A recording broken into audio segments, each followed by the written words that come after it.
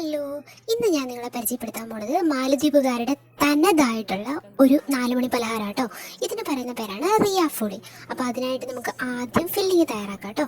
Filling തയ്യാറാക്കാനായിട്ട് ഒരു പാത്രത്തിൽ അല്പം എണ്ണ ഒഴിച്ച് അതൊന്ന് ചൂടായി വരുമ്പോൾ അതിലേക്ക് സവാള, അതുപോലെ തന്നെ കറിവേപ്പില, പിന്നെ മാലദ്വീപുകാരുടെ മുളക് എന്നിവ ചേർത്ത് നന്നായിട്ട് വഴറ്റിയെടുക്കും.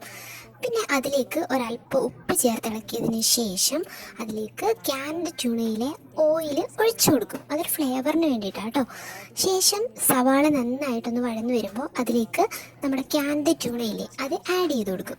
അത് കഴിയുമ്പോൾ ഗാർലിക് ചില്ലി സോസും അതുപോലെ തന്നെ നമ്മുടെ ടൊമാറ്റോ സോസും ചേർത്ത് നന്നായി ഇളക്കിയതിന് ശേഷം അതിലേക്ക് കോക്കനട്ട് മിൽക്കും കൂടെ ചേർത്ത് വറ്റിച്ചെടുക്കും. ഇപ്പോൾ നമ്മുടെ റിയ ഫോളിയിലേക്ക് ആവശ്യമായിട്ടുള്ള ഫില്ലിങ് റെഡി ആയിട്ടോ.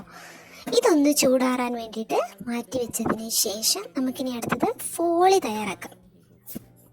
അതിനായിട്ട് മിക്സിയുടെ ജാറിലേക്ക് ഒരു മുട്ട, പിന്നെ മൈദ, പിന്നെ പാകത്തിന് ഉപ്പ്, അതുപോലെ തന്നെ മഞ്ഞൾപ്പൊടി എന്നിവ ചേർത്ത് നന്നായിട്ട് അരച്ചെടുക്കും.